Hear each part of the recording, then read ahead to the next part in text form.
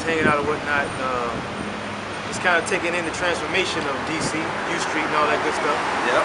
I wish we had a picture of U Street 10 years ago. 10 years ago was only 2004. I wish we had a picture of U Street 10 years ago, but we're here now. Yeah. So I mean, we pretty much had a few things we want to discuss. First things first, this issue with Donald Sterling and the LA Clippers. Now, everybody made a lot of fuss about Donald Sterling comments. First of all, technically, he didn't say anything wrong. Hold on. Before you go into it, he didn't say nothing no worse than what the Cleveland Cavaliers owner wrote about LeBron James. And so everybody making this big fuss about him losing the franchise. He didn't say enough for him to lose that franchise. So the first thing we want to kind of touch on is like, okay, we made all this fuss, we made all this noise about the Donald Sterling, and nobody who made all the fuss or was quote unquote impacted by his comments is buying the franchise. No. So I mean, you know, like I said, what are your comments about? Well, I'm going to say this again. I've been talking to a couple of people about this, and Forbes had the Clippers ranking what they were worth at $575 million. Now it's a $2 billion franchise. How does a man that is obviously my man from Microsoft is good with money? How does he make a poor investment like that? Now, like I said, I feel like that the whole point of him making this investment in the franchise, it's an LA franchise. I mean, it's kind of like you can't go wrong. But they talked about he might move the team. He might move the team, but. People got to understand something. The moment that it went over $1 billion, every black person who wanted to buy the team was instantly wiped out once they said it was over $1 billion. So that's my point. That's why I said before, I think this was all planned. It's a $2 billion. There are only 5 franchises that are worth $1 billion. 3 of them are European soccer teams. The other 2 are the Yankees and the Dallas Cowboys. And it also raises a bigger question, like, you know, when it comes to music, all we talk about is spending and blowing money. Spending and blowing money. And it's like you kind of frowned upon if you're not looking like money or you're not spending money. You know what I mean? So this is like a deeper issue. Like, okay, so if we are so impacted by somebody's comments, right? Why are we talking if we can't afford to take over that? You know what I'm saying? Look, why are we making a big fuss about it? I told my man right here earlier today, I said we should get together, write a letter to Sterling, tell Sterling to if you really want to stick it to the league, sell the team for $1 and sell it to me. We doubt he'd do it though. It's the wrong price. It's cheaper. It's happy hour is $275, $250. Oh, that's right. Oh, cool. Cheaper. All right. So we out here, U Sushi. I guess it's the name of it. That's Sushi U Sushi. That's the name of it. I'm looking at it. You can have a happy hour if you want to see the menu. Oh no, thank you. Yeah. So we wanted to be out in the public gardens, but it's kind of like Too crowded. crowded. But yeah. So back to what we were saying, it's like, you know, why are we making a whole bunch of fuss over something that we really not gonna do nothing about or you can't control? Hold on, I must say this too. Sidebar. If you see our eyes cutting, it's because of people walking past us. Yeah. So, and it's a much deeper issue. Like, first of all, like I said, the whole notion of buying a franchise. You know, a whole bunch of people made some noise about they want to buy it, they're thinking about purchasing it. And like Remy made a great point. Once it reached a certain price, once it reached the $1 billion price, everybody started quieting it down. It's like, okay. Look, a man bought the team that wasn't even mentioned. I want you to understand something. When they first said that Sterling's wife was going to sell the team, you heard Yao Ming, Brand Hill. Yeah. Yeah. Now, keep in mind, when the individual people that we naming, they all were a part of a group, a larger group to buy the team. So Yao Ming, Grant Hill, Magic's name was thrown out there.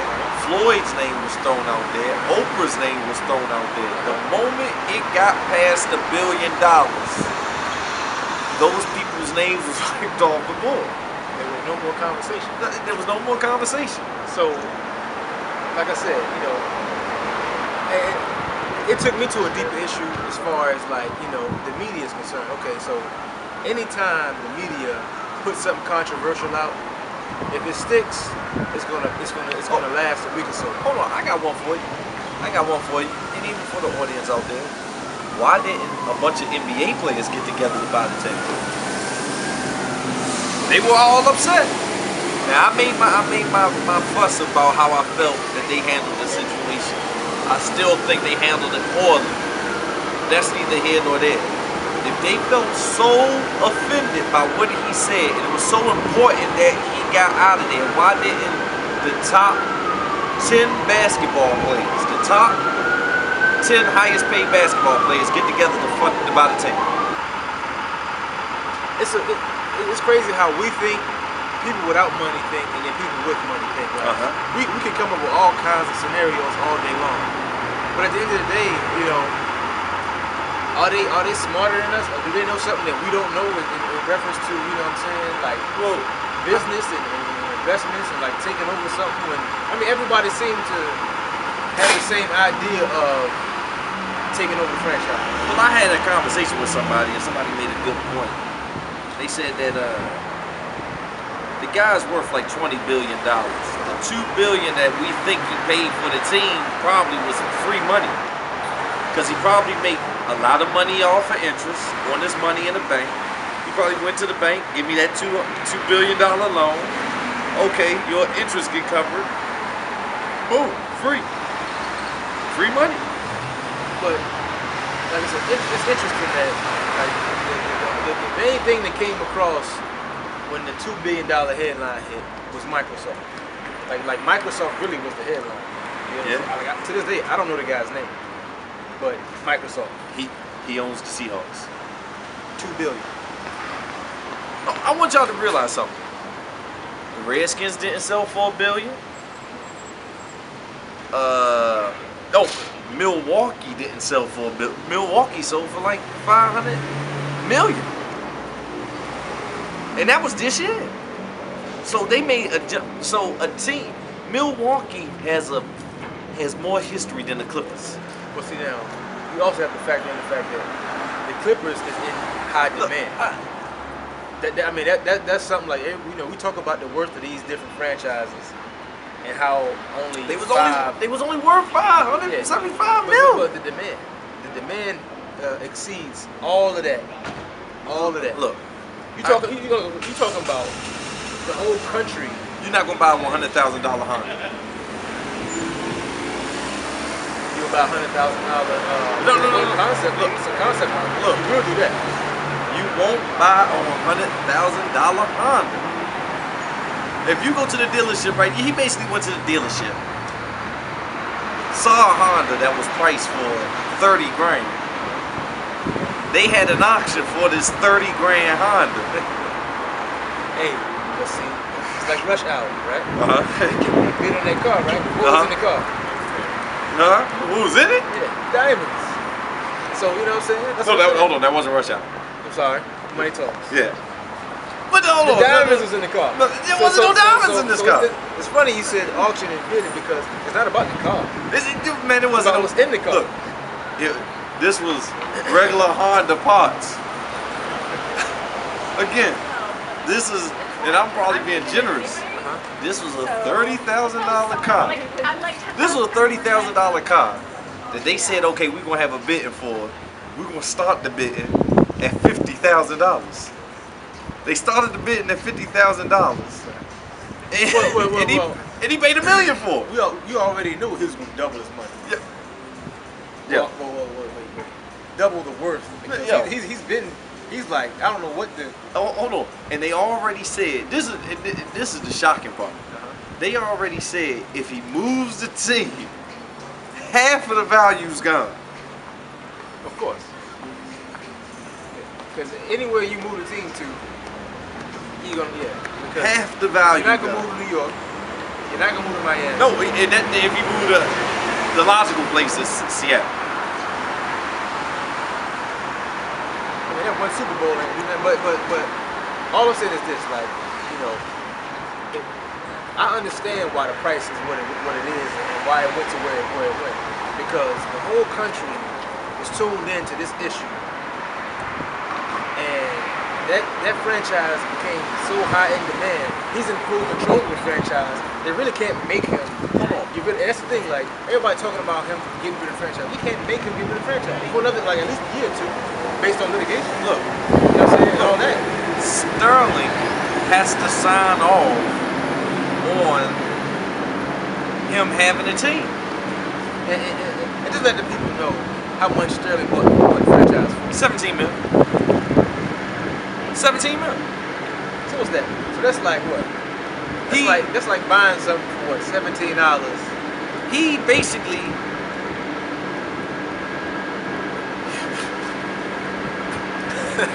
Can't pass it, he basically, like, you want to know what a flip is? That is a flip. That's a mean flip.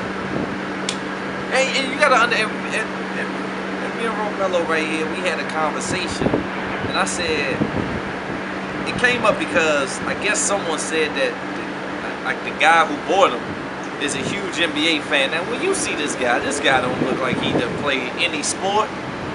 It don't look like he done played it don't look like he liked anything until he got money.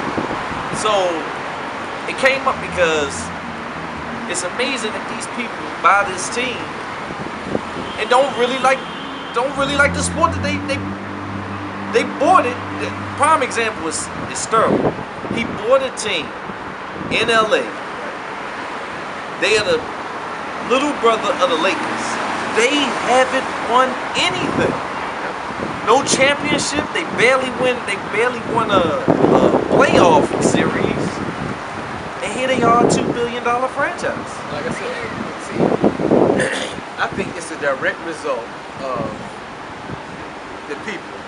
And the people, when we make noise, people with money and power make decisions. Correct. You know what I'm saying? Like, but they don't make decisions. They don't make decisions to benefit the people who making the noise. Right. When I say decisions, I mean moves. They make, you know what I'm saying, transactions. They put something in place. You know what I mean? Nah, I got it. So, you know, that's why that price, that $2 billion price, it seems like it's nothing, because when this guy takes over the franchise, he can do so much with the franchise. Microsoft will be all over the place. Yeah, absolutely. You know what I'm saying? He can do whatever he wants with you know what I'm saying, the franchise. So, you know, we sit here and say, okay, it's not worth it, but you know, it all boils down to the golden rule. You know what the golden rule is, right? No. He who has the gold makes the rules. You know what I'm saying? So, but it just if you can just stand out, one person to say, look, $2 billion. It just don't make, from a business standpoint, you're not gonna pay $2 billion for something that only brings in $500 million. Because you gotta look at the cost. You gotta look at the cost of who he gotta pay, how much he gotta pay him. So he paid $2 billion, but he may only make $100 million a year. He may gross $100 million a year off. He's gonna get the money back. Man, in how many years? This wasn't a savvy business move. But see, the money that he makes doesn't have to come directly from the franchise. Hold on. See, because listen, when you got a franchise, those are leads to other things. And then you got and here's the other thing. Here's the other coin. This is why I say it's a terrible business decision. The Lakers directly affect his money if the Lakers get good. So if the Lakers go back to being good, who are already above them anyway, they got more rings, they got more playoff appearances, more playoff victories. If the Lakers get relevant again, that directly takes money out of his pocket. You got to realize something. They only are selling because the Lakers are poo. I think about this too also. I'm looking at the leagues. You got access to however many people that stadium owns. True. You're the owner, you know what I'm saying? But he don't own the arena. You don't own the arena, but what I'm saying is you have a whole lot of leeway to do other things. You know what I'm saying? Buy a ticket for a chance to win a brand new Microsoft computer. I got you. You know what I'm saying? You giving Microsoft computers away. You can change the game in that one market in so many different ways, you know. And then you got the scoreboards, you got all the banners, hold on. ads, you know. Hold on. And then here, I don't mean to cut you off again, but here's the other issue. The revenue sharing in the NBA. So all the money that you think the Clippers get, it gets dispersed amongst the other teams. So he takes a bigger hit. It just makes no sense to put them two bills on it. And why would the league approve it? If you want to hurt Donald Sterling, you hurt him in the pocket. That's just our take on this whole situation, and you know, let us know what you think. You know, you can, like I said, don't forget always just to make sure you follow us on Facebook, Instagram, and Twitter, and also check out the website brookblackcritics.com. And you know, like I said, chime in. You know, and if there's any topics that you want to discuss, please let us know. We're trying to do more filming on site versus being indoors because you know. The city is changing all around us. We're trying to get as much as it got before it be gone. That's right. You know what I mean? So, but yeah. So what? Like I said, give me your closing remarks on this situation. My closing remarks on the situation is something funny going on in the league. It's something not right. We all see it. Something not right with this situation. And like I said, they mask and they hide. I mean, like I said, the media gonna play with the people anyway for headlines and keep your attention. But that man, like Sterling, first of all, he can be a racist all he wants to. You know what I'm saying? If you don't like it, don't play for him. Don't play for him. Point blank. Period. You know what I'm I call him racist. Okay, this man set for life. Set for life. If you don't like it, don't play for him. But he played. And if we felt that strongly about it, we would have bought it. We would have made a way to buy the franchise. Or make a way to buy the franchise. Point blank. They call me Skate. Bull. P. Look, thanks again for tuning in. Like I said, please leave your comments, you know what I'm saying? And let us know what you think, how you feel about the situation. That's right. And we'll be sure to be back next week with a fresh episode of Broke Black Critics.